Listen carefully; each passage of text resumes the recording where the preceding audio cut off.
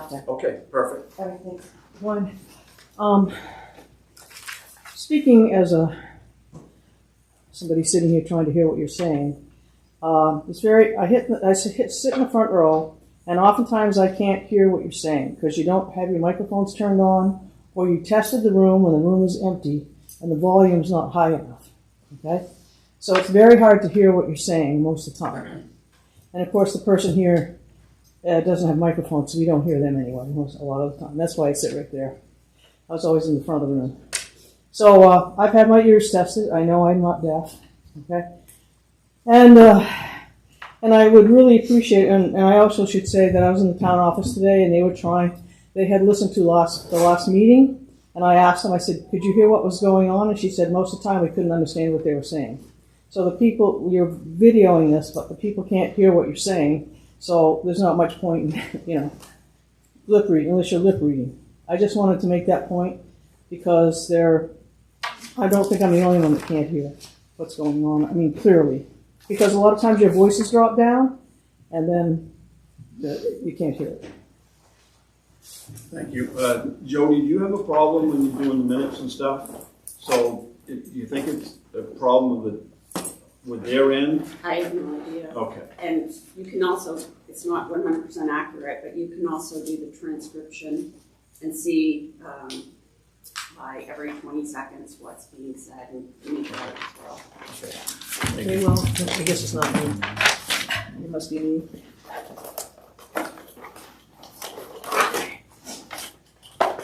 It appears these mics are wireless. It might be good while Dr. Sargent gives the presentation to hand her one of the wireless mics if it doesn't cause feedback. Just a thought. Sounds good.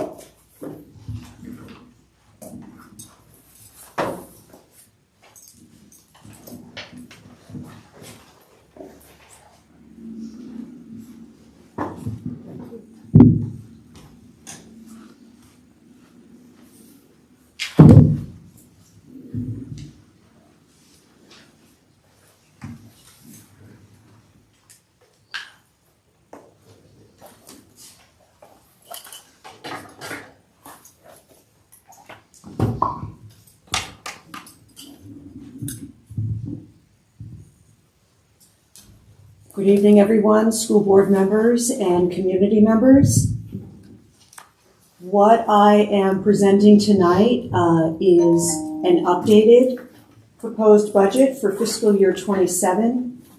Some of the slides are the same as were presented last Monday. There are additional recommendations as a result of some questions and suggestions posed by school committee members.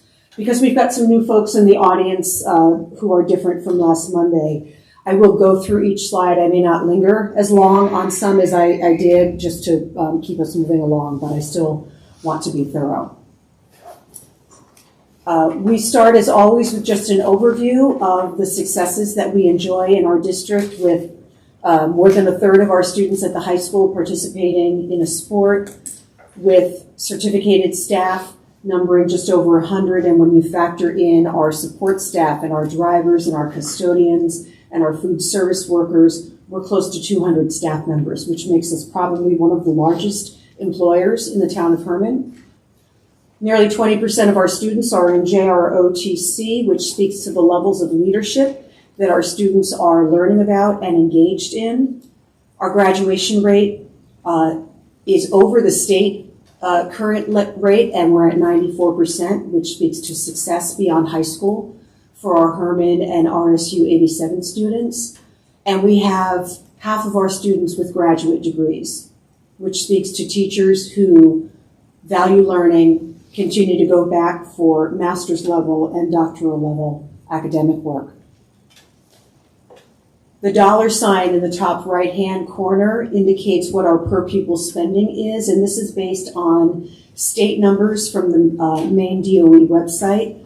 This is lagging data. It's from last year, and we're at $16,400 per student. You'll see the state average there is over $21,000. So let's start with that. When we look at creating goals for our budgeting season, I always look to see what our strategic plan goals are that we acknowledge we would be working on, and that speaks to cultivating an academic environment for our students that fosters critical thinking, creativity, and innovation. That we're energizing our district, school, and teacher leadership through opportunities to further their learning and further engage our students.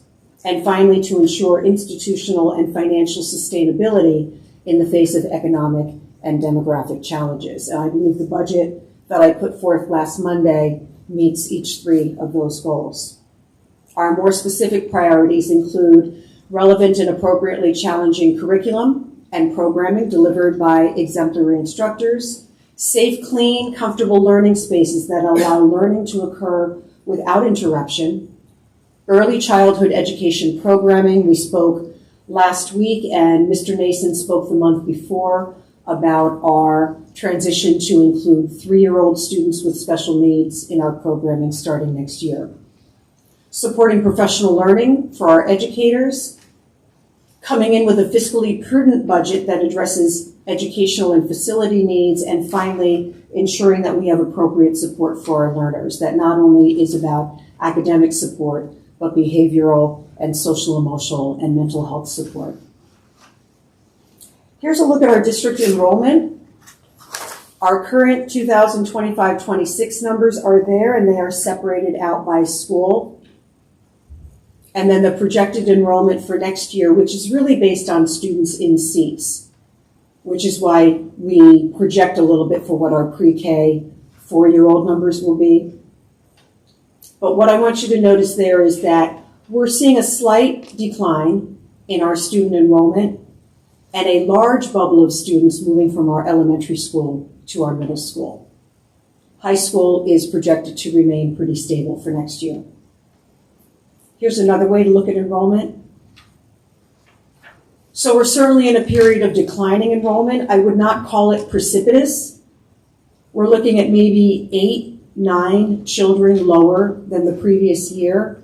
And it's important to remember that when we have students, when we have enrollment numbers lower down, they're not all coming from 3rd grade or 9th grade or 8th grade. And so it's not an easy correlation to say, well, we should be reducing here because of enrollment. It really requires careful monitoring across all schools and all grades. These are the total per pupil expenditures that were on the original infographic slide. The state average is on the far left. That's over $21,000 per student. Our surrounding districts are to the right, and that includes Brewer at over $19,000, RSU 22, Hamden, close to $19,000, Bangor, over $19,000, and Herman, a little over $16,000. These are the state aid numbers for Herman schools, and we're in an upward trend, which is positive and healthy for us. We're seeing an increase of about $250,000 over last year when it comes to state funding. Secondary tuition rates are another number that I need the board and our community to be aware of. And again, the state average is on the far left, a little over $15,000 per high school student. To the right, you'll see Orono comes in at over $15,000, Hamden, RSU 22, over $12,000, and Herman's numbers are below that at $11,900. A little bit later, I have a slide that explains the calculations for secondary tuition rates, but where this impacts us most greatly is when we talk about revenue and money coming into the district.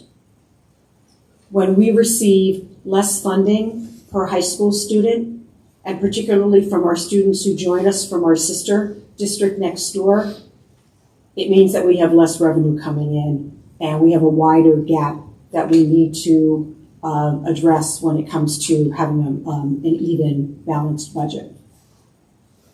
This is a look at budget history with a look back over the past 5 years or so.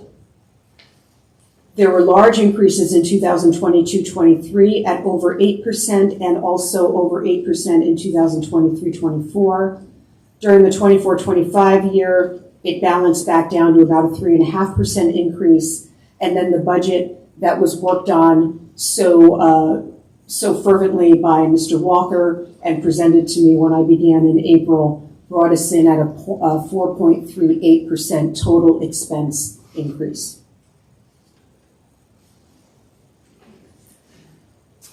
These are our cost centers as identified by the state. This is the chart that the school committee saw last week, and the number in the bottom right-hand corner reflects my initial proposal for a 4.05% expense increase to the school department budget. Since that time, we had suggestions from our school committee members asking what it would look like if we were to go a little bit lower. So as we consider further reductions, this was the way I framed those reductions. I first looked at efficiency. Where might we have reductions that don't hurt our output, that don't impact the classroom, that don't impact student numbers, that don't impact programming? Second, I looked at deferrals. Were there projects that still need to be done but might be delayed by a year? Third, we looked at service level adjustments, changes to how we operate or provide service on a day-to-day basis. Reductions here will change the way we do business, but yet I feel doesn't directly impact students or programming. And then finally, some very hard reductions that will impact student experiences, programs, and school safety. So let's take a look at what those are. Committee members, you've got 4 columns here. The column on the left reflects my first draft proposal from last week. It is a 4.05% increase overall to our expense and a 15.42 overall increase to the town.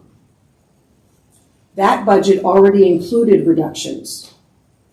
It included the reduction of an Ed Tech 3 general education staff member. It included the reduction of a gifted and talented teacher. It included the elimination of the assistant director of special services, and that should actually be a 0.4 position. It included pushing off the tennis court resurfacing for another year, and it included putting off roof replacement at the district office for at least another year. All of those reductions account for a 4.05% overall expense increase and still leave a 3.378 budget gap.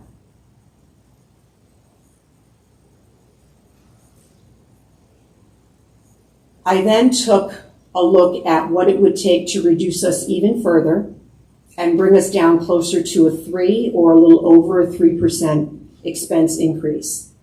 This brings a nearly 12.5% increase overall to the town.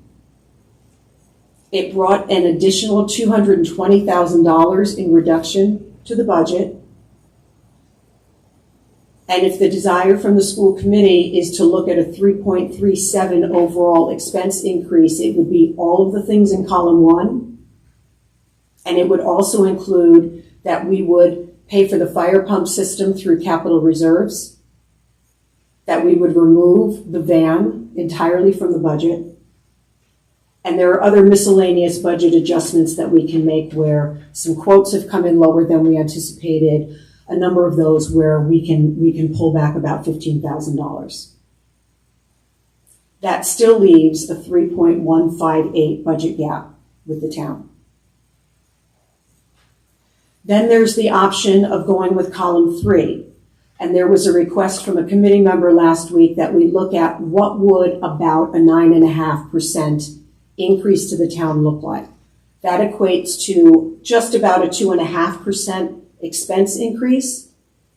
It would mean we reduce everything from column 1, everything from column 2, and now we're looking at some people. We would reduce the assistant director of IT. We would reduce a maintenance staff member. We would remove the bus lift entirely from the budget.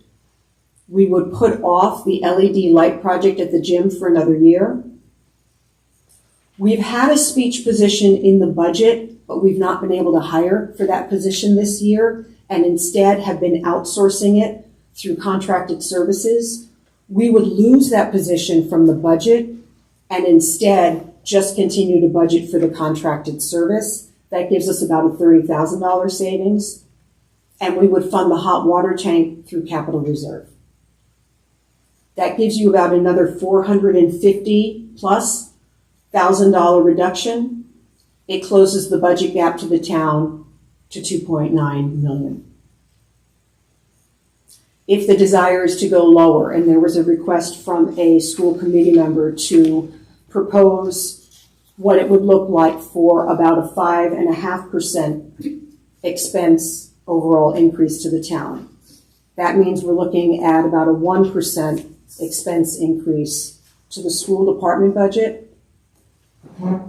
That would include everything from column 1, everything from column 2, everything from column 3, and a high school teacher, an elementary school teacher, some assorted salary adjustments through people leaving, others being hired in at lower rates at about $15,000, and then a number of security measures. And you see the assorted amounts there. That's a total reduction over all 4 columns of about $750,000, and it brings the budget gap with the town to about $2.6 million.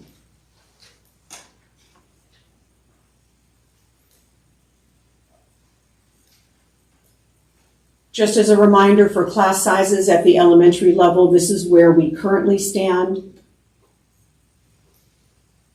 One of the reasons our students enjoy healthy achievement, strong reading scores, strong math scores at the elementary level is because of the strong teaching that occurs there and because of the class sizes we've been able to maintain. When our numbers creep up, we lose the opportunity to do effective small group instruction. We lose the opportunity to differentiate appropriately. We lose opportunities to know kids better. At the middle school, because of the increase in grade 5, we still need to transfer an elementary teacher over to grade 5 to accommodate the increase in section. And you see the overall increase at the middle school of over 3%, just a bit, is largely due to increased instructional supplies for that extra section of grade 5 and some increases that we're seeing overall to athletic programs, especially referee officials fees. And at the high school level, we continue to keep in the new auditorium sound system. I feel that that just speaks to our community's enjoyment of that space. We have student achievement programs there. We have scholarship programs there. We have the one act. We have concerts. We have the fall musical. And we want our students to be able to project and have our community enjoy the talents of our children. As a reminder, when we look at budget in any school community, the largest chunk of your budget lies in your personnel. 80%, that blue section, is total salary and benefits for the Herman School Department. And at level 1, at the original first draft proposal, that's about $17 million. It represents a 3.57% increase over last year's personnel numbers, and it represents a 5.3% increase in teacher salaries. These are negotiated. We honor the negotiations, so this is embedded in our budget. The other large chunk you see there is a little over 6%, and those are the facility projects. The other areas are so small. If you're looking to make significant reductions in a budget, you really need to be looking at projects and people. This is another look at payroll. 73% of the overall payroll is wages. Close to 20% is health insurance, and the rest of it falls out to pension, Medicare, dental, and the like. We often have questions about our entitlement funds and how those are used. In Maine, we have Title I, Title II, Title IV, and Title V. The state allows us to cluster some of the title funds together, and we do that. We cluster 1, 2, and 4 for a total funding amount of about $280,000. And we use that money to support 2 full-time literacy intervention teachers at the elementary school and a full-time math intervention ed tech at the elementary school. We don't have a similar model at the middle, and we don't have a similar model at the high school. And so we're proud of the fact that we have such strong intervention at our elementary school, but it's been a bit of catch as catch can at our upper grades. The IDEA funds on the right-hand side are the funding that we get for special education. For the fiscal year 26, we have close to $300,000 apportioned to Herman. And with that funding, we support 1 self-contained teacher and 3 self-contained ed techs. So these are staffing positions that we don't need to pay through local funding. It's a reimbursement model, so we do need to put the money out, but the money comes back to us as we put it in. And finally, the revenue slide, which is where we keep looking at why our tuition rate matters for our high school students and where our gap is coming in. Our state funding is the top line. You'll see there's the increase of about $250,000 over last year. The local required is the state's designation for what the town must provide to the school department. And then the other number that's really critical there is the tuition revenue. And you'll see that tuition revenue has gone from 3.1 million to almost 2.9 million. And that's where that tuition rate for secondary school students comes in and really impacts us. So last year, in order to make up the budget gap, the school department used some reserve funds, and the town added an additional nearly 2.5 million to make up the difference. This year, the first draft, the 4.05% increase, brought us in with about a $21 million budget, but only $18 million in reserves. So about a $3 million gap. And then if I go back to the various choices that are there for you, you'll see how that gap shrinks with each column and with each set of reductions. So school committee members, I'll leave it at that for now. If there's questions you have for me, I'd be happy to address them. And then I imagine, Mr. Reynolds, you want to open it up for public comment again.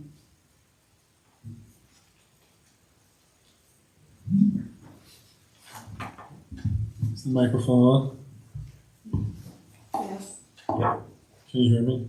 Mm-hmm. Okay. I just wanted to thank you for doing this. And can you go to the slide prior to this? So it sounds to me like efficiency gains and strategic deferrals. Would that be applicable to option 2 in the budget? Yes. And that it wouldn't involve anything else below that, correct? Correct. Okay. And then it gets worse as we go 3 and 4. Okay. And I was always interested, just to be clear, on concentrating on the 20% to see if we can do anything with that. I'm anxious to listen to the public as well. Thank you. Thank you.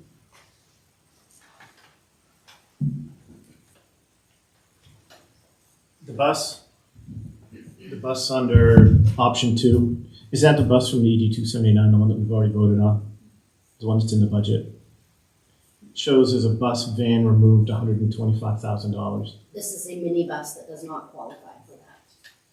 Is it, where There is is it? no regular bus currently in the budget for the ED 279. The need was to get the minibus that I believe had a wheelchair lift that would make it easier for getting like our unified team around and so forth.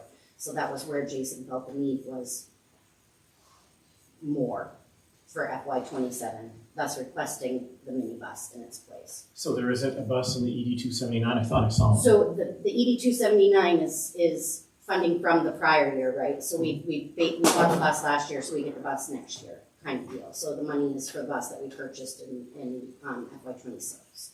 That's in the FY '27 budget. So by not purchasing a approved yellow school bus this coming year, it means it will not be in the ED 279 next year. For FY '28. For 20.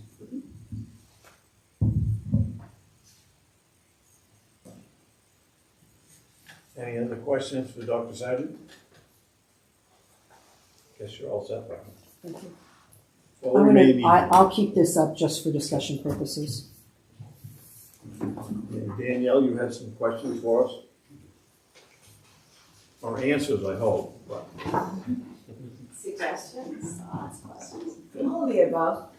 I just want to say that Mike made a huge difference. I actually have a hearing problem, and the difference in being able to hear her was night and day difference. So, thank you.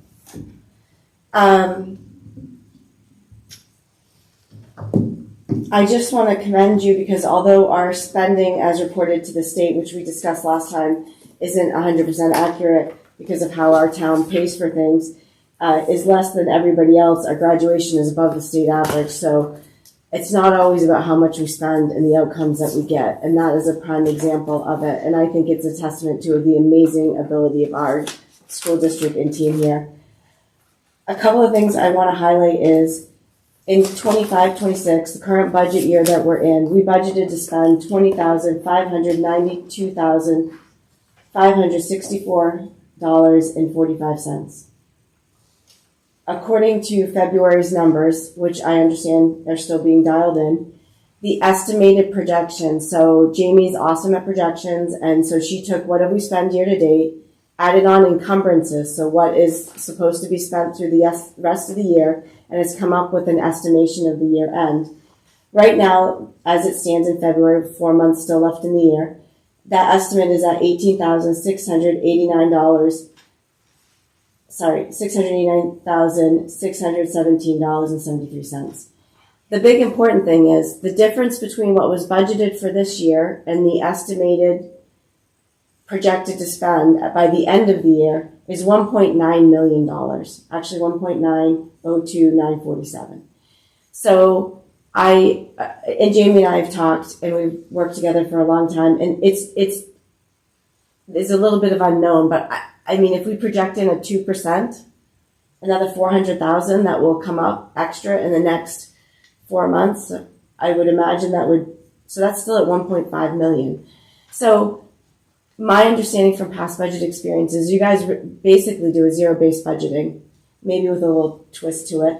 And so I'm not using it because that's how we should budget, but I'm testing the zero-based budget against how we did last year when we did it. And I know we worked on this a lot last year because there were some questions about how staffing specifically was budgeted.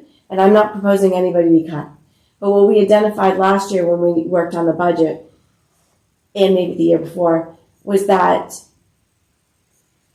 if we budget with 100% occupancy of staff across our 200 employee organization, it definitely shifted the budget. So that was one of the things Jamie had really worked on, was being like, okay, what do we really occupy for positions? I'm not talking people that we cut. I'm talking positions that are open for a few months out of the year because we're hiring or we can't hire. And we found that in the budgeting process, there was some opportunity there. So I will say last year's budget, we thought going into it was a very tight budget. So to see this difference is it makes me pause when we now look to put 5% on top of the budget for last year. So the 5% is not on the projected spend. It's on the budget that was passed last year. Also last year, we had, the town had talked about cutting 4 positions, and I believe that this budget is coming in at this with only cutting 3 of the 4 positions. I guess I asked that last time, and I'm still not entirely sure, but I believe that to be true. So that's kind of why I'm pushing back on the budget, and I ask you guys to push back on the budget. It's not to cut positions, it's just to dial it in. That all said, I question, can we increase the revenue and decrease the expenses? So what am I saying? Magic, right? No. It appears we have some underspend. Some of it needs to go to the reserve because, quite honestly, we need to hit that 9%. And no doubt about it. So there's, I think, 400,000, if I remember off the top of my head, about that needs to go into reserves. So we're still left with 1.1 million, maybe. If we find 4, we put 4 in the reserve, we still have 1.1 million, ballpark, generously guessing. Can we move some of our high school expenses that are being budgeted in this next upcoming year? Can we move them to this year within the $1.1 million? What that's going to do is going to do 2 things. It's going to lower our expenses next year, and it's going to raise our, potentially, if it's the right projects, it's going to raise our revenue next year because that's going to get calculated into the tuition reimbursement.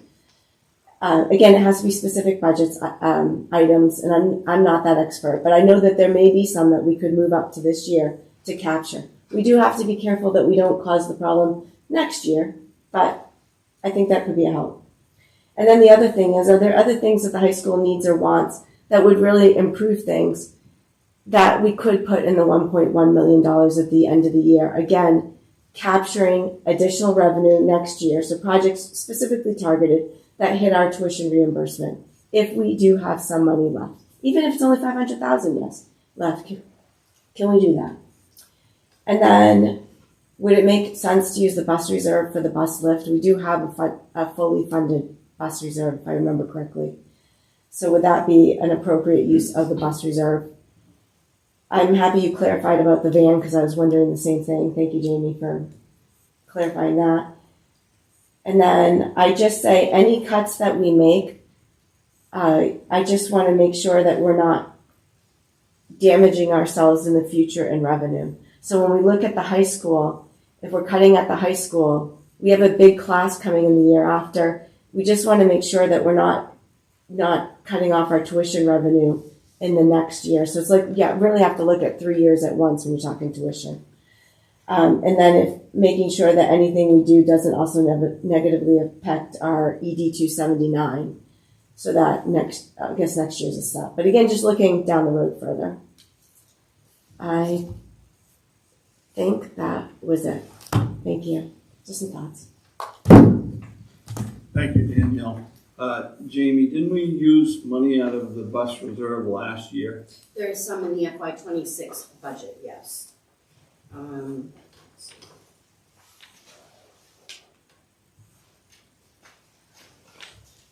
think it was 50,000. I need to double check it.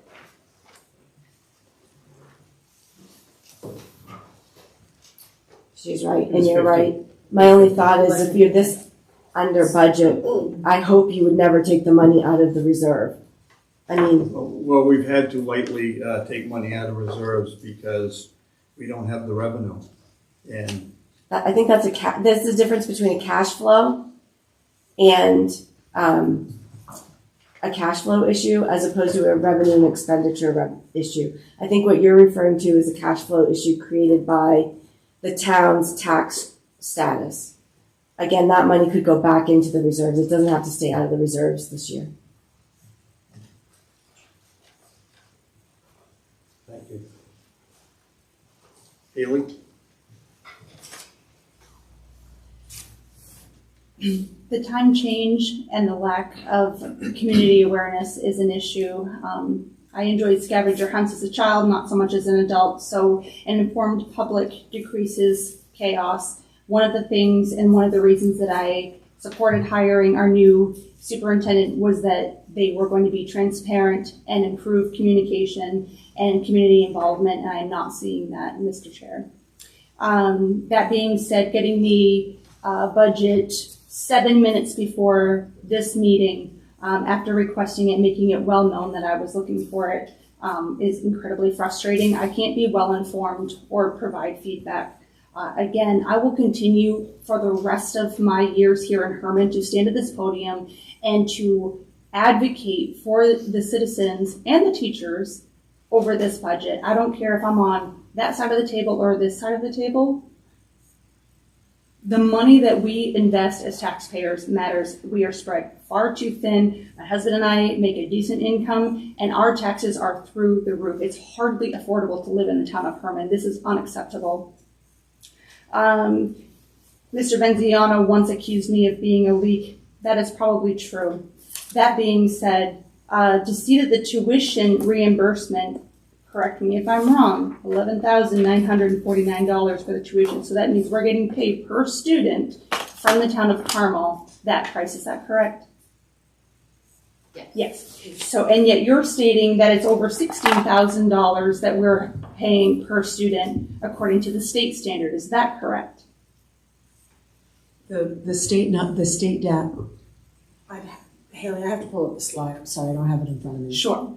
So around $16,000, 16,409. we're stating that that's what it costs to educate a student in the town of Herman. Yet we're only making less than $12,000 per student from Carmel. Yet I know for a fact that we're profiting on every student from Carmel. So I can't make that math. I know both sides of this table, so I'm going to advocate for the facts.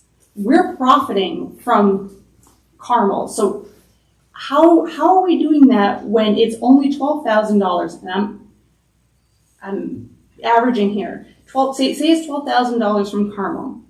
Yet you're reporting to the state that it's costing us $16,000 to educate a student. Yet I know we're making money from those Carmel students. We wouldn't be in this business if we were taking a loss of $4,000. Is that accurate? The report that you see on the Department of Education website is the cost to Herman residents only.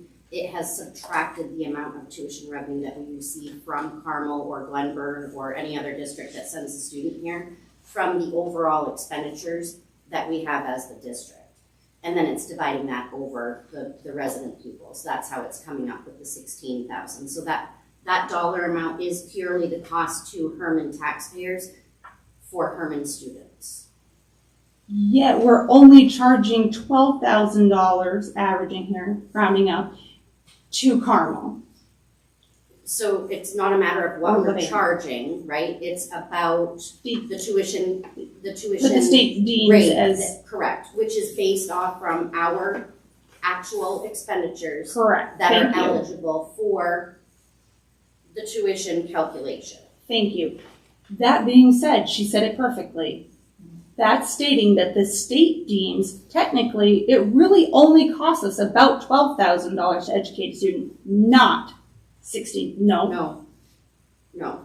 The tuition rate that is calculated for the high school is related to only expenses at the high school. The number that Dr. Sargent is presenting is what Herman taxpayers pay for all of the Herman students on average, for all Herman students, pre-K through 12, for Herman resident students. According to the ED 279 for the whole entire 1,300 No, students. it's literally based off from, well, the student count is probably from the ED 279, the average from there.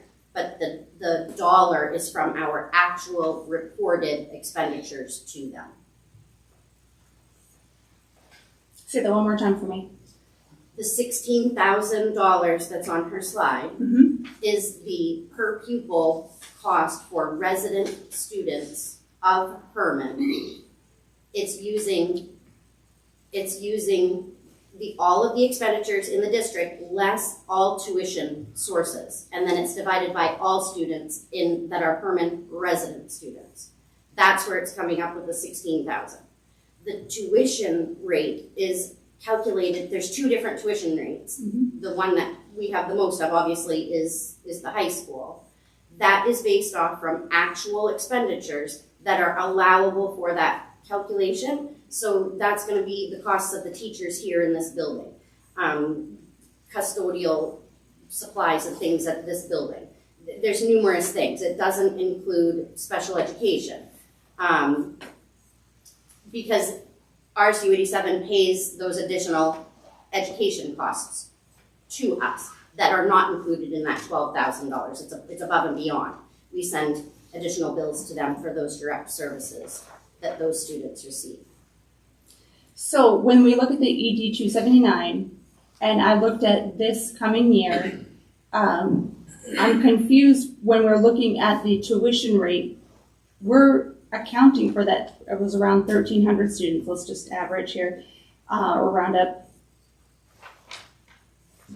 That's not how many students we have. That's including the Carmel students. Because there's two separate counts of numbers on there. The first page is how they determine the per pupil rate that they're going to allocate funding to us at the state level, which includes all students. All students. Mm-hmm. But that data is from 2 Octobers ago. So it's from October of 25 and October of 24. And they use the average of both of those. When we are looking at the tuition, we are looking at only the prior year's expenditures. So it is the actual expenditures that went through the books for fiscal year 25. For the high school. For the high school. Okay. So you're looking at two different, the same but different criteria. And I have questions about our actual attendance rate or enrollment rate. I have multiple staff who have shared with me that we are fudging those numbers about people who are actually in the seats. I can see Mr. Venziano seems uncomfortable, but it's true. I've had multiple staff who have admitted to me that they are fudging the numbers, who are actually either showing up to school or truly enrolled here. So I would really take a true audit of what we actually have for students with who are sitting in chairs, for lack of better terms. Thank you, Mrs. Kuzer. That's a very strong accusation, and Sure. I have to say that we take our reporting to the state very seriously. Good. I will certainly look into that, but I am doubtful that that is the case. Yeah. That being said, we're making money on our food service, and we know that because our audit is proving that we're making a profit on that. We have what last I recall was $178,000 in surplus that is supposed to also pay for wages. Those numbers are in our budget. So if okay, and I'll stand corrected if I'm wrong, please. Food Food services is not in the budget. Right. So, but we're still profiting, we're gaining money. Help me understand why that is. If we're budgeting for a certain amount of money or a certain amount of expenses, yet we're profiting from a service that's supposed to be like a break even. So that prior to COVID, that program was actually in the red. It didn't have enough money to support itself. True. When schools returned, there was a provision that allowed the state to provide meals at no cost. I hesitate to use the word free because it's not free, but the state is covering the cost of all meals for all students.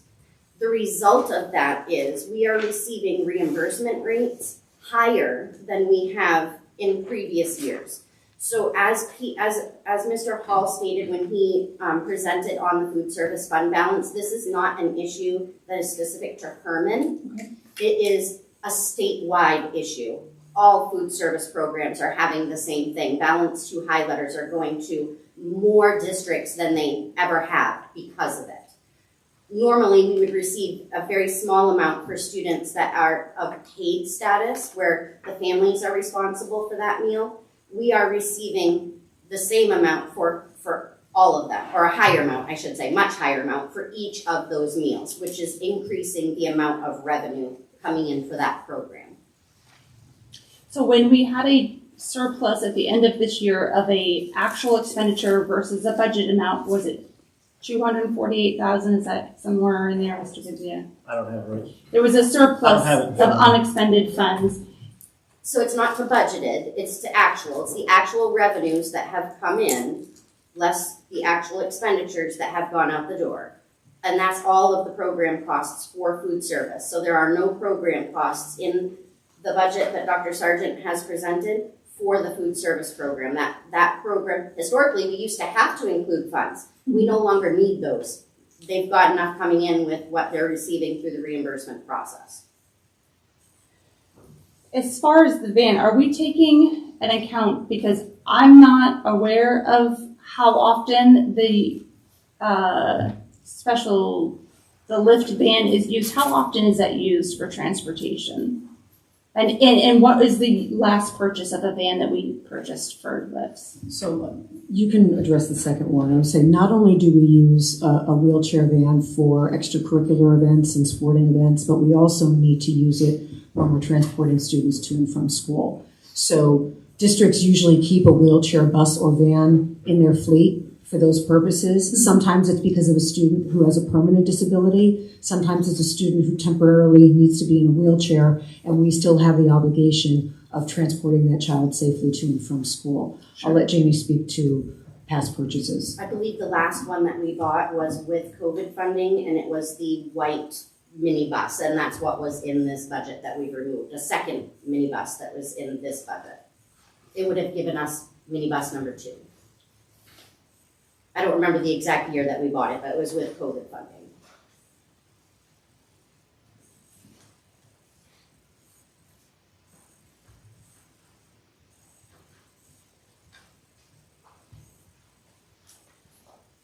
Thank you. Thank you, Haley. One thing I want to remind everybody tonight, this is just a proposed budget, okay? The town council, once we get our number, the town council is the one that'll make the decision, and we have 3 of them here tonight, whether that number is okay with them or they want to cut it. They can cut it if they want. I sure hope they don't. And they also have to look at their budget, which is, quite a lot. But I will say one thing is over the last 3 years, the Herman school budget has gone up 16.69%. It's not great, but it certainly isn't horrible. I know the town's had trouble. I know last time I was on the town budget, it was 13%. The year after that, it was 21%. The year after that, I believe it was 18%, but don't quote me on the 18%. So this town is, got a lot of expenses, and unless we find a revenue stream that helps us up, I see next year as being much worse than this year. But that's where we are.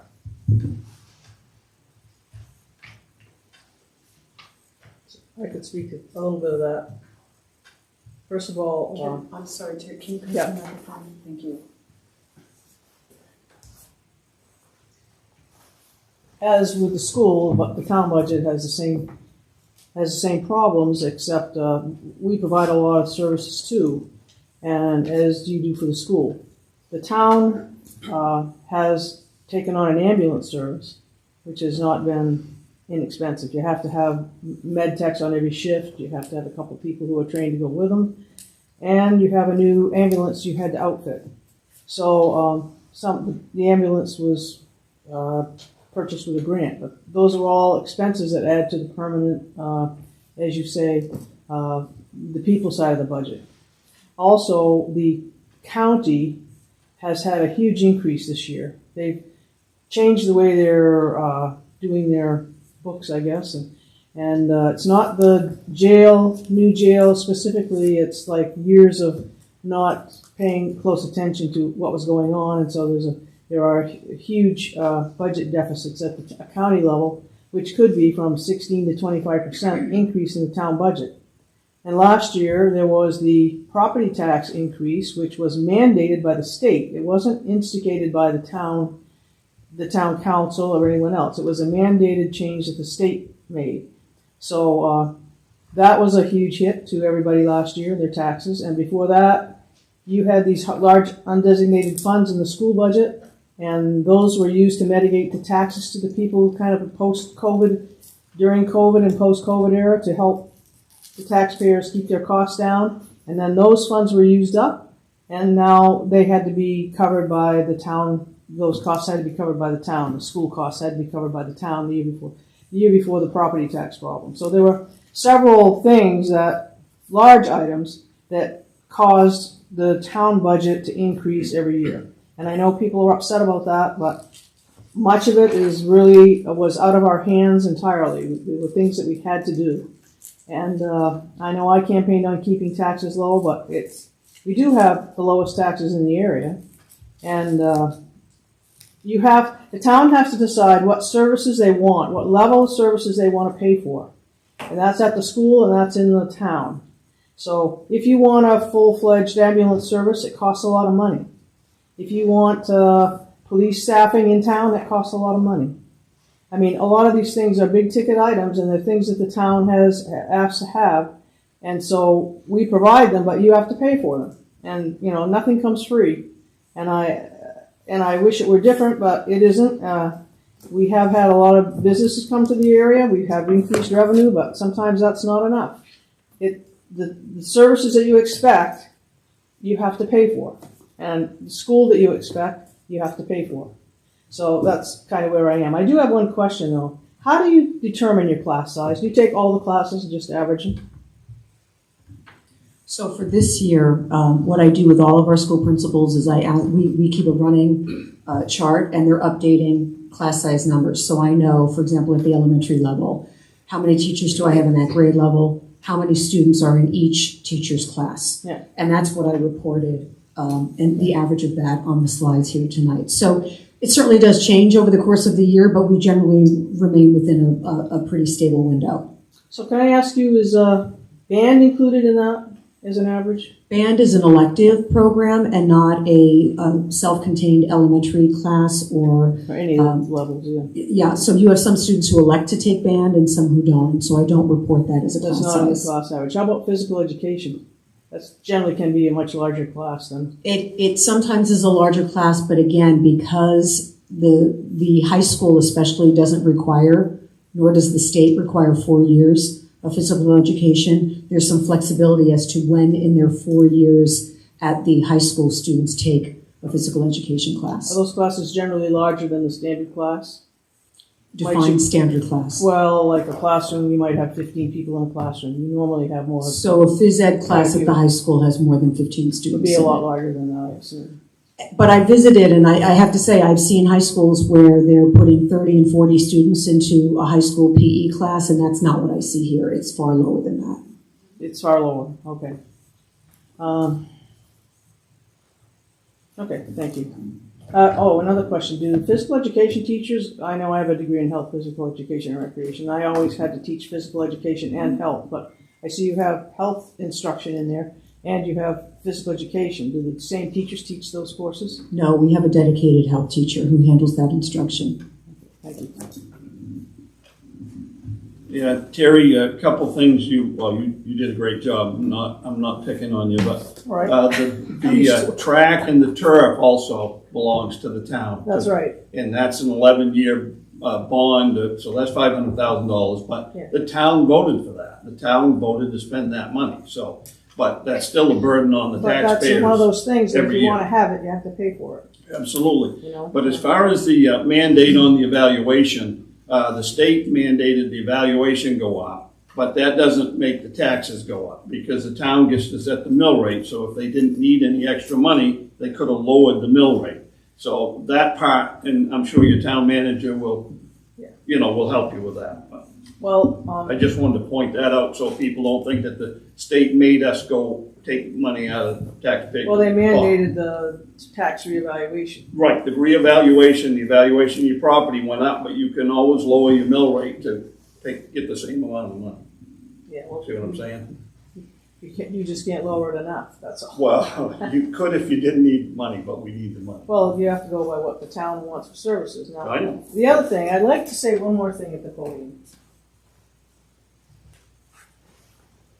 I hope there are a lot of people out there listening, because I'd like you to know that if you don't come to the town meetings and ask questions, if you don't come to the annual town meeting and vote, you get things you may not agree with. And you have no one to blame but yourself. You have to come and be proactive. The people in the town, the people in the schools, you have to be proactive, and you have to come and vote, because actually the town gets to vote this budget in, not the town council or the school committee. The town votes for this budget. If the town doesn't want this budget, if they want it less, they have to come and tell us that. Otherwise, we are going to go forward probably with whatever we come up with. But you need to come and tell us what services you want and don't want. You need to come and tell us why you're unhappy, what you get some answers. And if you don't ask the questions and you don't show up and you don't participate, then I don't see how we can know what you want, or how you can complain if what you get isn't what you wanted. So that's kind of people need to be more involved, that's all. People need to be more involved. So, I kind of get on my, Okay, thank you. Okay, now we've got a job to do here, so I don't know, do we make a motion or do we just discuss the four proposals we have? Pick one. What do you think? So my discussion, although Mr. Venziano is quite good at this sort of thing, my suggestion would be that you get a motion to approve the draft of the budget, get a second, that opens your discussion, and then where you land on what that budget looks like is what gets voted on, and that's the direction that I then get to move forward with. Brian, how's that sound? Yes, ma'am.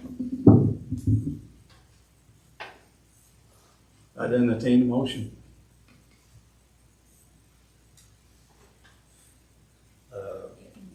Put forth a motion that we approve the budget as proposed. Second. Okay. Any discussion?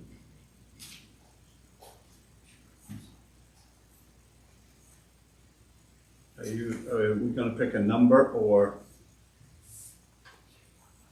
do you want, are you talking the budget, our original one with the 4.5% increase? I mean 4.05 increase? Maybe that should have been my language, the initially proposed budget, so just as a leaping off point, I suppose. Okay. Any discussion?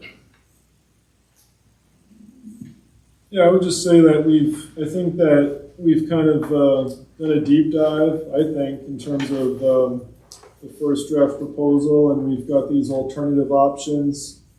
And, I would certainly support option one and option two. Personally, I think options 3 and 4 I don't support because that involves reductions in staff. But I don't think there's any problem with us just recommending the first draft proposal, and it sounds like there's some town councilors here that have heard the presentations, actually 2 of them, and have seen some of the slides, so it sounds like we have a well-informed public to make good decisions. I mean, I'm all set with going down number 2, if that's what you guys want. I'm okay with 1 or 2, but I agree with you, Gene. I wouldn't go to 3 or 4.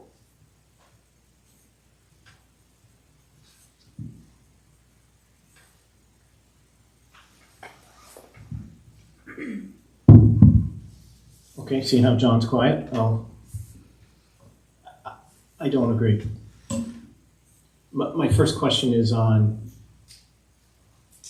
the percent increase. Is that based off in the ad, or is that based off in the total?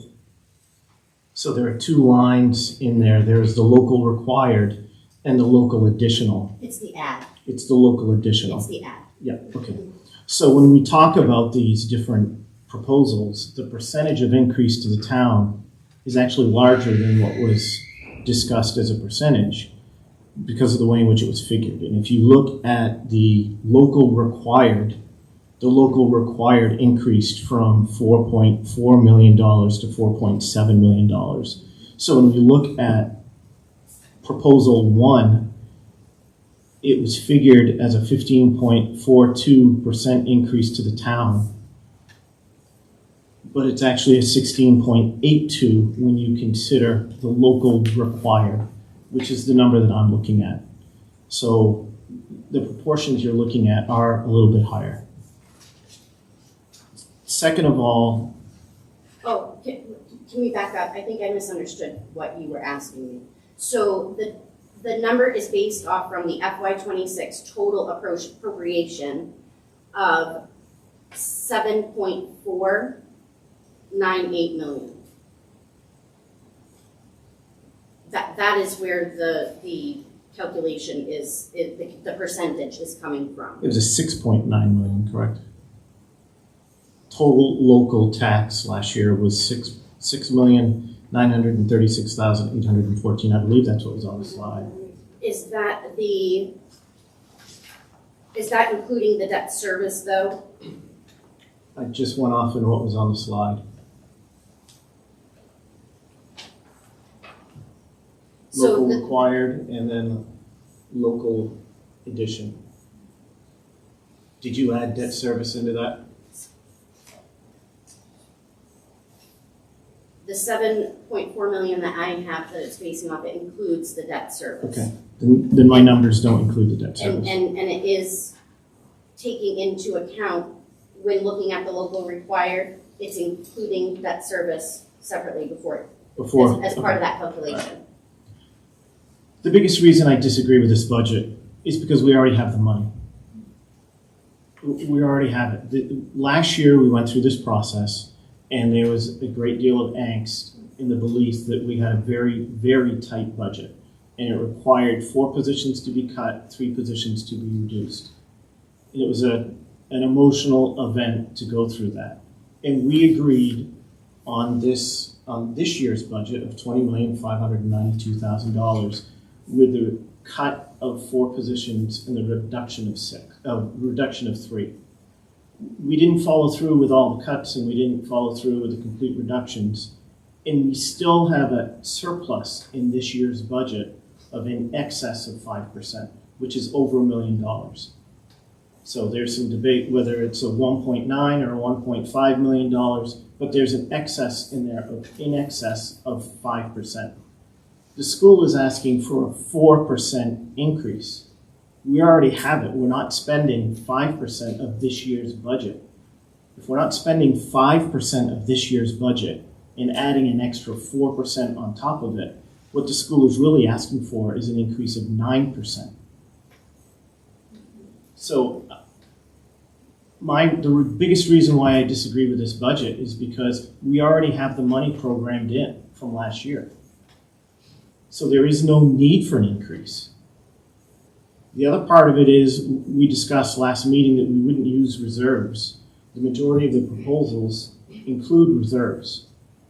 If we use reserves, we put ourselves in the same position as we're in this year. A reserve is using funds so the taxpayer will have to pick it up next year. Well, we use $375,000, or we programmed $375,000 worth of reserves and didn't use it to make sure that our tax base, to reduce the tax requirement. Well, that needs to be added into this year's budget. If we use a reserve, it just frustrates that. So again, we have the money in this year's budget. To increase this year's budget makes no sense to me without any major cuts to what we've already got. Yes? I don't mean to cut you off. Yep. I feel like I'm getting different answers about whether or not we have the money. I feel like I've heard different things. So as I explained at the last meeting, that number is very preliminary. We have gone through and gathered all of the payroll-related items that we are aware of. We have gone through and taken care of, included things like light bills, heating, oil. I have asked our buildings to get back to me on the larger items that have not been completed within their budget lines so that I can further adjust that number to where it needs to be. So to have that number in February is really quite soon, and we're doing the best that we can to dial it in as quickly as we possibly can.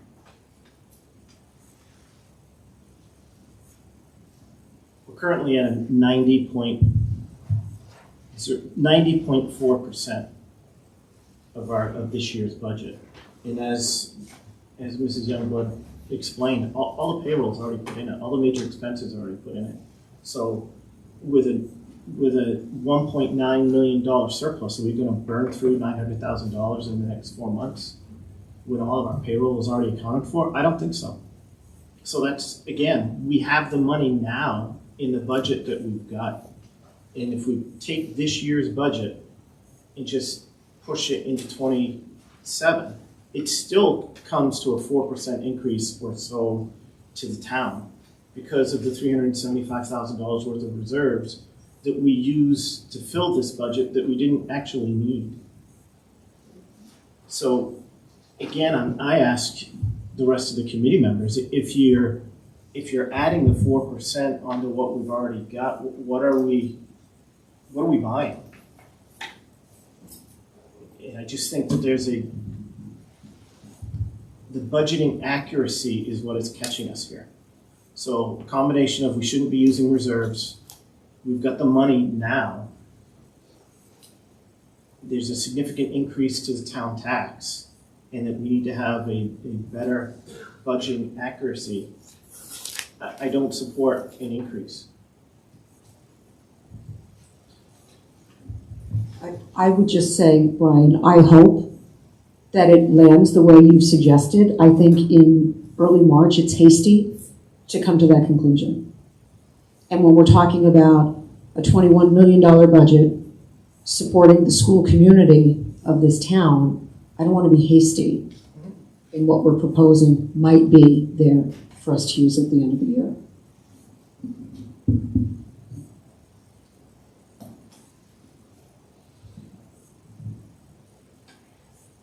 Go ahead, Gene. Will we have a better idea of that number prior to it going to the town for final vote? Or?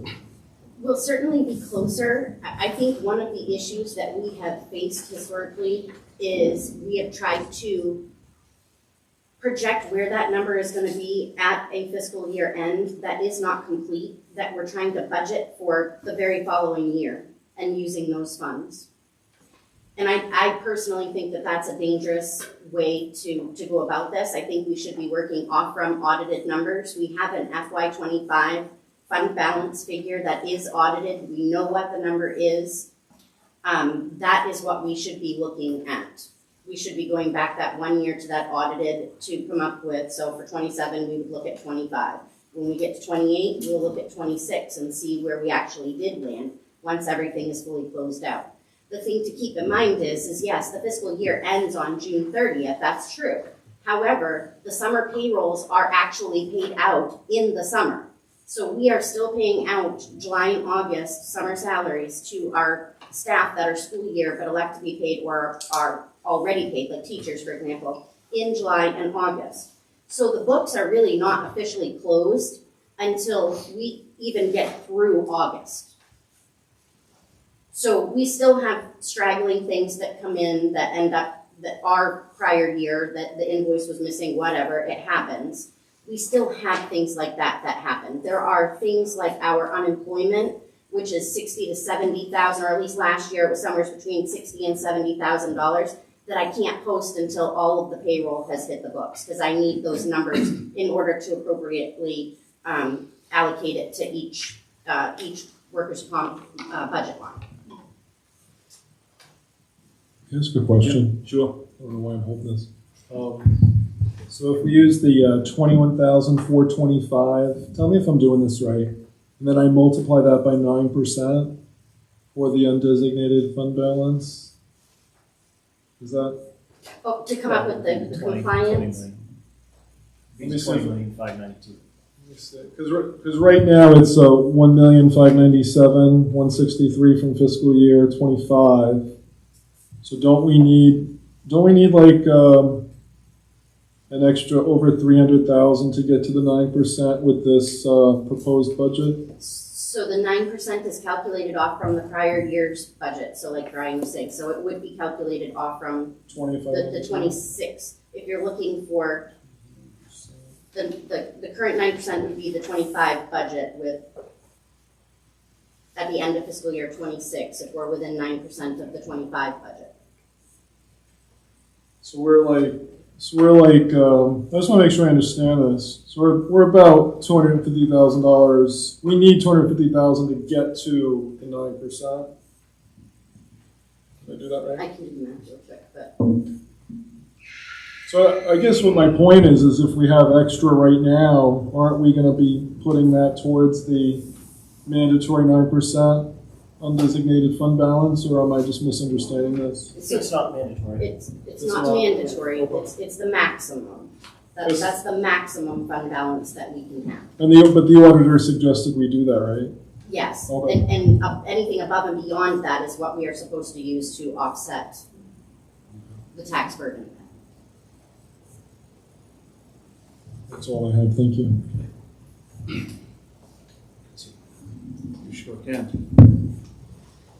So I have to admit, confusion in sort of like a discrepancy in viewpoints, and I don't know how to make sense of it totally. So what I mean to say is, Brian, your point about if that the money's there, but then if in the presentation from Dr. Sargent, if we go down that trail to make all those cuts, that would entail loss of staff, loss of programming, et cetera. But I lost my train of thought here. But to get back to Brian's point, you made the comment, Dr. Sargent, about you really hope it doesn't come to fruition the way Brian said. Do you follow what I'm saying? Meaning, like, if some sort of event happens, like that's why that buffer is worked into this budget, right? Am I following you correctly on that? So my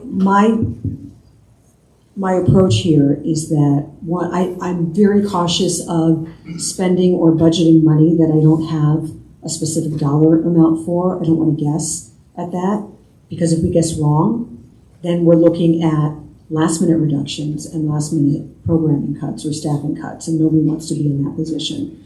I think that we've already agreed as a finance committee and as a school committee that the unexpended numbers that reserve needs to be brought up a bit more to not only match the auditor's recommendation but really to also reflect smart budgeting practices. But I come back to, I think March is a very difficult time to try to project for that. And that if the school committee is comfortable making a few further reductions to get us into a more comfortable territory in your financial opinion, you'll see where that'll land us. But I think trying to make the claim that we have the money there, let's use it, I don't know that we do in March, and I don't think it's a wise place for us to be. John, I'm not saying we have the money there to use it.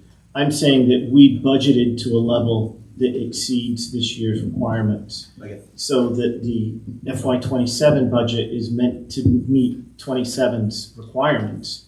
I'm saying that we've already got such a big buffer in there that we don't need to increase to meet 27's requirements, because 26's requirements there's such a surplus out of 2026 that using the 2026 number to make the 2027 budget doesn't make any sense. So then I guess, like, to keep going down that trail, if we don't approve those, that marginal increase, then our options are these serious cuts. It seems like, if I'm following the proposed budgets properly.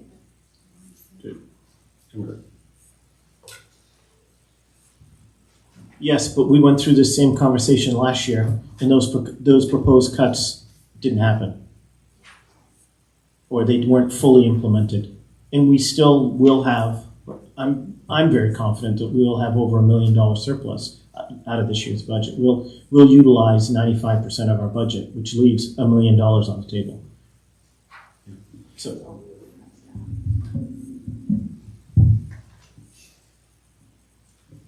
I'm hearing such a discrepancy on this. We'll have $1 million, or I wouldn't say that kind of. So it's not. It's not helpful to me knowing is that going to be between 100,000 and $1 million. I don't know where to fall on that. So it's not. I don't know if it's helpful to me. So then that kind of leads me back to options 1 or 2, and then if we have excess, I guess. I think the other question I have about that is real impact.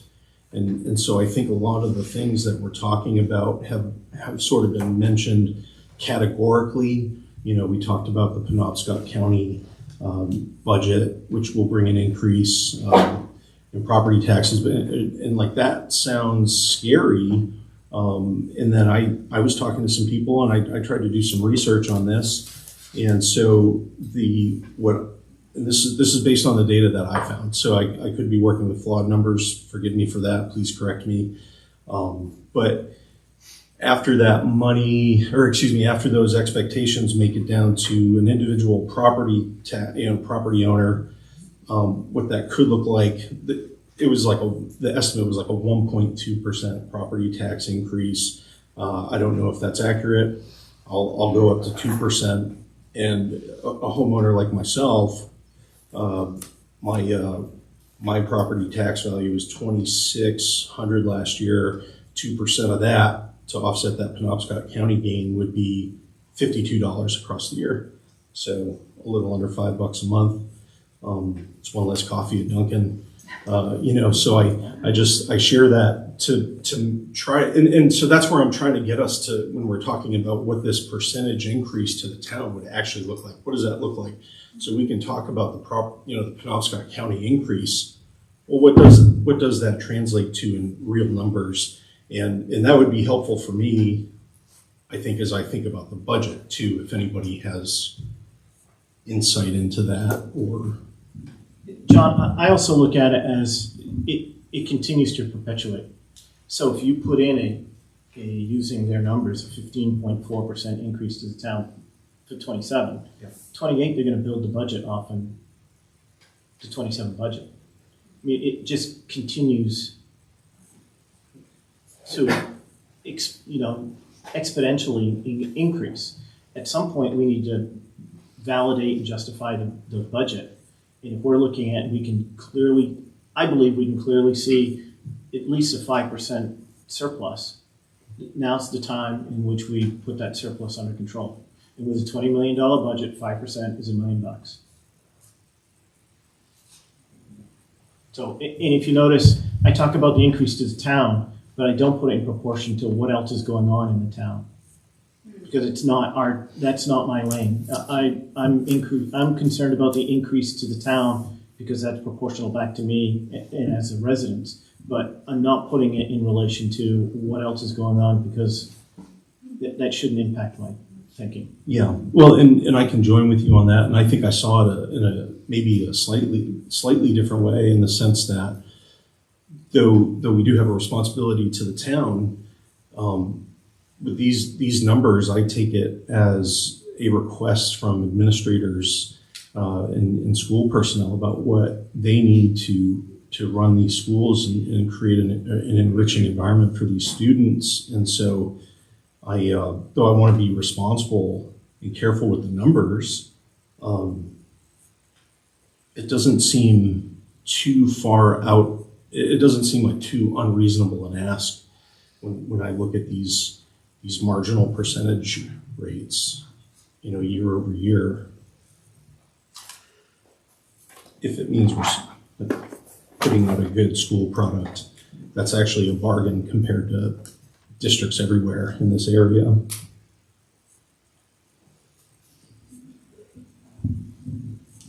Well, from what I take, Brian, you basically want to go flat funded, correct? That's where I would be. It's flat fund. Yeah. I feel a little uncomfortable going flat funded myself. So, What would you feel comfortable with? a 2% increase, but I hate to guess on numbers. 2% total or 2% to the town? No, 2% to the school budget going up 2%. And that goes under our number 3 that we just had. But I wouldn't cut the personnel that we were thinking about cutting. I would hope the money's there, and that's pretty bad when I've got to hope the money's there. So. You go ahead, Jim. You said you support option 3 on that? Is that what you said? Well, not really the option, but to get the budget down to a 2% increase school budget. The number 3 was a 2.46%. So I dropped it down a little more. Yeah, I think it goes to what Terry said in terms of what level of service do we want in our school, and option 4 kind of really hit it home for me. Like, I guess we could get rid of all of these security measures for our kids. Not a good idea. Horrible idea, and I guess it's but we could save $90,000 if we did that. I certainly wouldn't support that. I don't know if we could do kind of a buffet style approach and go through each number here and say, well, do we really need the bus lift? And again, I don't know how important that is, but that could save money. And can we hold off on the LED light project? I don't know if we can, maybe we could. So it looks like there's options here in each of these numbers to save some money. Just throwing that out there. Thank you. Can I ask another question? Yeah, go ahead. Haley wants to ask one after you. Oh, okay. Her hand's ready to fall You go. off, so I get a call on. Go ahead. Well, I'm less technical than she is. She's been on the school committee. On the school committee. Well, first time we had a meeting, you suggested that the unfunded, the fund balance, the undesignated fund balance should be at 7.5%. Now I think you're talking back about 9%. So if it was okay to be at 7.5% previously, and it can be it was 5 at one time in history, and now it's 9. It was 22 a few years ago. So that's where it was, but that's quite a lot of money. That's like $1,597,000, right? Where it is now. Is that correct? So 7.5% did not come from a school committee member. We always understood. I thought you said that at the last meeting. No, we always Fancy. understood that the number that the state would allow was up to 9%. Which is quite high, really. It's in the past, it hasn't been that high.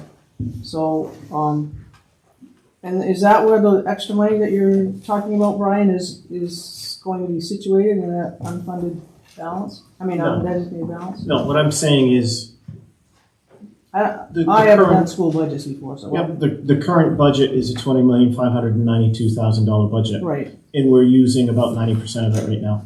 And that has encumbered all of the payroll for the rest of the year. So if that is surplus at the end of the year, you don't turn it back to the town, you keep it. And where does it go? It would go, $375,000 of it was reserves that we needed last year to balance the budget, which we didn't use, so those would go back to the reserves. Right. And then whatever is left over out of that would go to the unassigned fund balance Right. up to 9%. And then anything over the 9% would be used in the FY28 budget as a carry forward to reset us, to get us going again, in whatever that variable may be. But the school budget never stays the same, it always goes up. And I know that's because of personnel, I understand, but if you have this extra surplus in the budget that's likely going to be there, that never gets, the town never gets that back. It's always kept in the school, but now it's going into the unfunded balance and into reserves. But the reserves, let me ask this. We have reserves, and I know we have them in the town council too. We have reserves for almost every category of the cost center that you have. You have reserves. And then you have this unfunded, this undesignated fund balance. So aren't the reserves there in case something happens and you can draw on those reserves if you really need them? But what's the undesignated fund balance for? If you already have these reserves, $3.5 million built into the school budget, why do we have the undesignated fund balance? So the undesignated fund balance plays a role in the cash flow. We need to have something there. We need to be able to pay the summer salaries, for example. Yeah. But that's built into the budget. I mean, it's already built. It's built already built in that it would be. What you're saying is that's already in the budget that's been paid, right? Designated to be paid. To an extent, yes. We get our subsidy and our appropriations each month. We don't get it front loaded at the beginning of the year. Yeah. So, and we don't get tuition payments for 2 months out of the year because there's no school. Right. That fund balance is, so just to take a step back, I think the 7.5-ish% you may be referring to is what the auditor was saying our current FY25 fund balance was at. Yeah. And that's below, obviously, the 9% that that's optimal, 9%, are. right? That's not necessary, it's optimal. It's, right, the 9% is the maximum that we can have. Right. And we did work hard to try and bring it down to that 5% that initially was going to revert back to. Mm-hmm. And that has kind of put us in the pickle that we're in where we don't have the funds to put forward to help support the budget. So But you didn't use that last year. we didn't put any in this FY '26 budget because we didn't have it to put in. But you do now, We do not currently. because you're allowed to bring it up to 9%, so now you want it up to 9%. You are, but our audit, that compliance is based off from the completed numbers. So we are still working off the FY '25 number. So we have 1.5 million, rounded, in undesignated fund balance as of June 30th, 2025. But We you will won't be, know. but you will be receiving funds from the government and for other things. There'll be revenue coming in, I assume. Yes, but we won't be able to, we don't know the number at Right. year end until we close the books for FY '26. We don't know what fund balance is gonna be until the books are closed. And then when the books are closed, that fund balance and everything's, all the revenues in, the fund balance might go back up. It might go back up, Quite a bit, yes, quite a and then it bit. would be available for us for the FY '28 budget. Yeah, and still the budget goes up. I'm not, just because I'm saying people should pay for the services that they want, you know, if they want a lot of services, they gotta pay for them. I don't agree that I wanna do that. I'm just saying that's how it works. So I want the budget to be as low as possible. And if we have all this, I understand about the undesignated fund balance, you have to have some money to pay bills. But you also have anticipated the state's not gonna quit paying their bills to you. So, well, I don't know, they might this year, it's gonna be different. But again, it comes from the town as well, right? Right. So we get that in monthly installments Mhm. as well. Yeah. Um, But you know it's gonna come. we do, but. Because the but town we has the don't- same unfunded balances that you do. Right, but we wouldn't spend it unless we actually had it. Right. It would be the same as at home. You're not gonna go out and say, well, I know that I'm gonna put $6,000 in my savings this year, so I'm gonna go ahead and buy a new moped. I don't know. You know, Well, it's, when you're looking at it that way, You you're have the gonna wait money, until you know the there. money's coming. Right. It's absolutely coming. But you need a pool of money to pay people until it does come. Correct. That's what that's for. But it's pretty high, I think. I mean, I just think that 9% is a pretty high amount. And just because you can have it doesn't mean you have to have it. It can be less than that. Which you did last year, right? The 275,000, which you didn't use, which is still there. Well, and if you pay, for those that were I mean, involved in I'm last kinda- year's budget, it was more contentious than this last year because we thought we were going to be that 5%. close. 5%. So I can understand you might be nervous there, but, you know, there's money, a lot of money that you didn't use. You didn't use what you allocated last year, so why wouldn't that go towards this year? Because you have built in that money to bring your unfunded balance up to 9%. But why does it have to be 9%? That's a maximum. It's the maximum. So it doesn't have to be that much, but it can be somewhere in between would be reasonable. And you could use that money to fund your school budget. I mean, I am not a mathematician, I am not an accountant, but I'm just looking at things practically. And I do know I have to handle a lot of money, so I'm kind of, looking at in the practical sense, to make my little brain figure it out. But it seems like you could use some of that money to help with this budget because you don't really need 9%. You know that money's coming in. True. Thank The you, issue Sharon. I have with that though is Thank you. it is intended to reduce the tax burden, but then it's perpetually holding it. Right. So in FY '22, we had 4.3 million. In FY '23, we had 3.1. In FY '24, we had 2.3 million. And this year, we have 1.5. Right. I've come to the figures. school board meetings for all those years, and I know how that So money got expended. we have Yeah. spent it down, but I mean, You that had was to. a little more You than had no choice. 9% way back then. But the town has a pretty healthy fund balance. It was over 4 million when I was there. I don't know what the figures are now. It's not.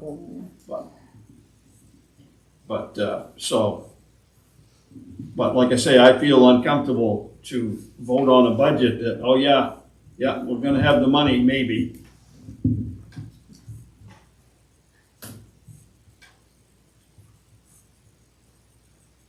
Oh, Go ahead, Haley. Okay.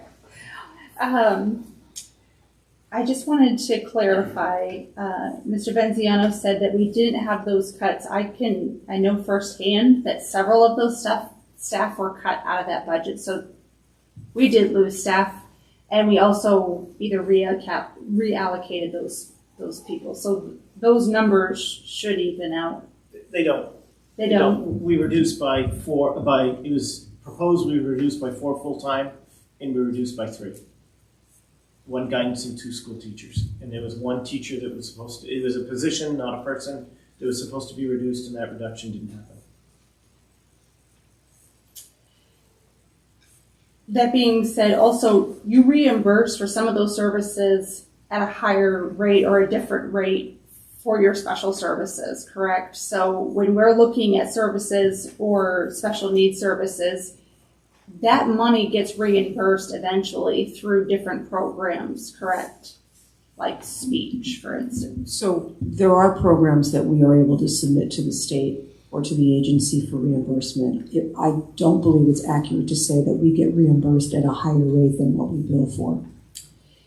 And I know some schools have gone away from utilizing main care because of the reimbursement and some sort of chaos. And I know, I'm friends with lots of school board members across the state. Is that something you guys are reconsidering to try to get reimbursement through main care for those students that qualify? That's not a discussion we're having right now. Well, it affects your budget.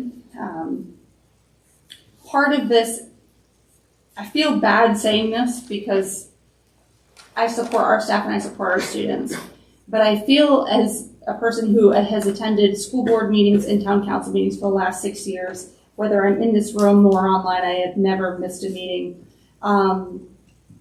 Budgets are like a Monday tag sale.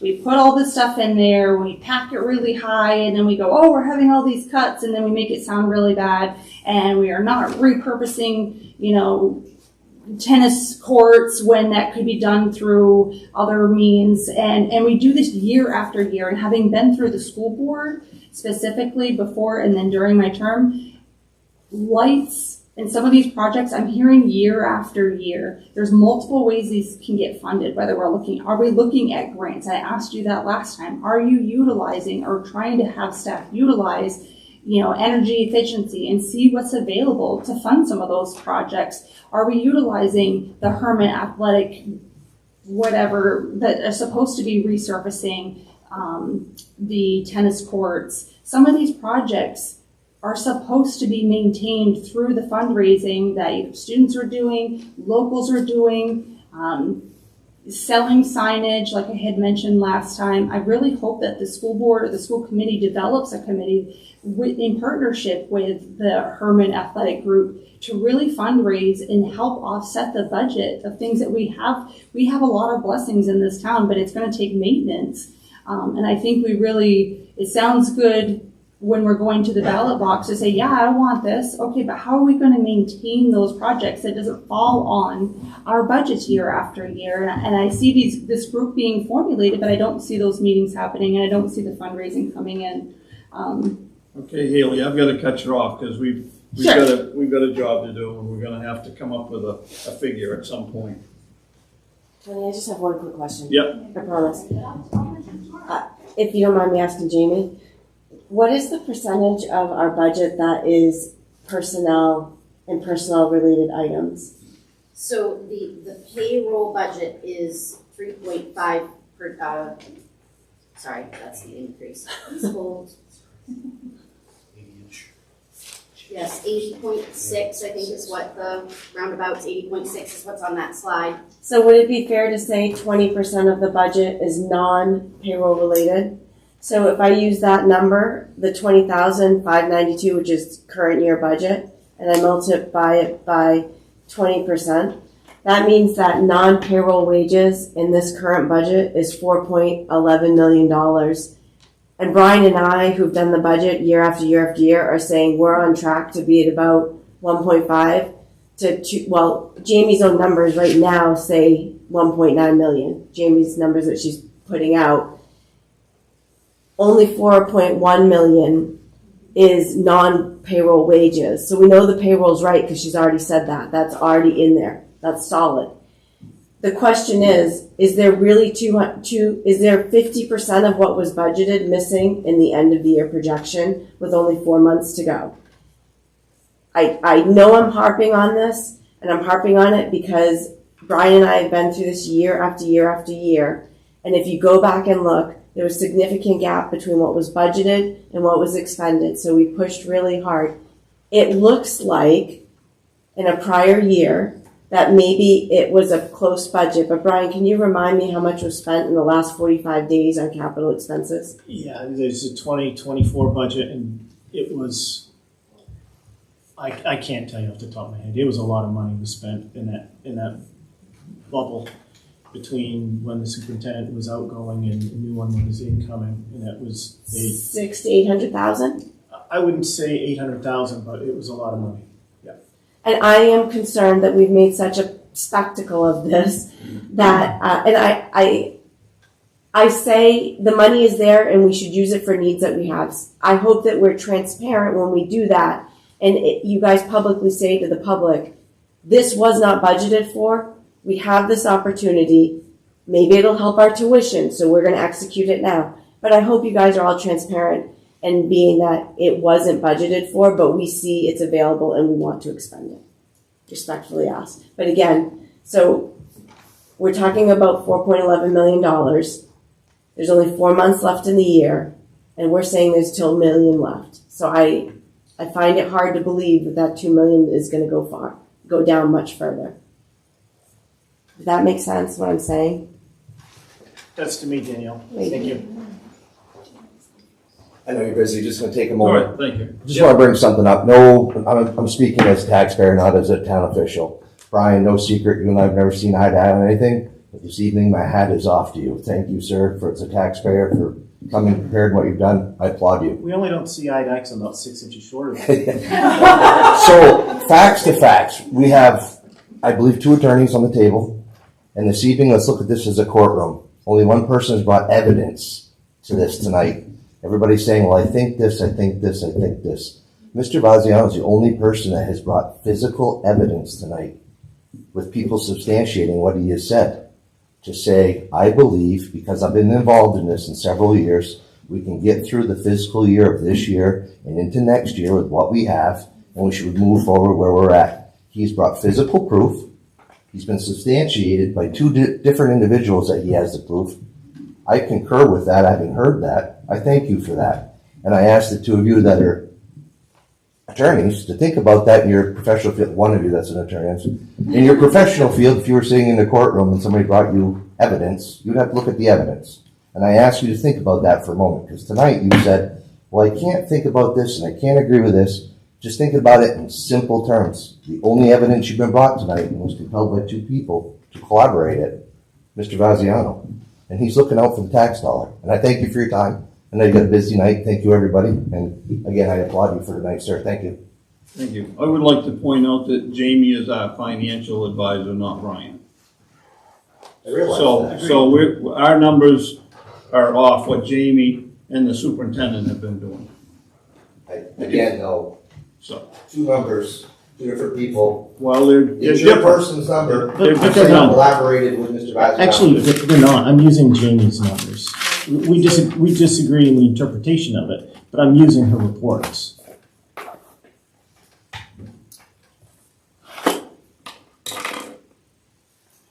All right, so we need to decide which way we're gonna go. If somebody would like to make a motion. Isn't there a motion? Is there a motion on the table? Yeah, but not a figure. Oh, the motion was for the 5 point.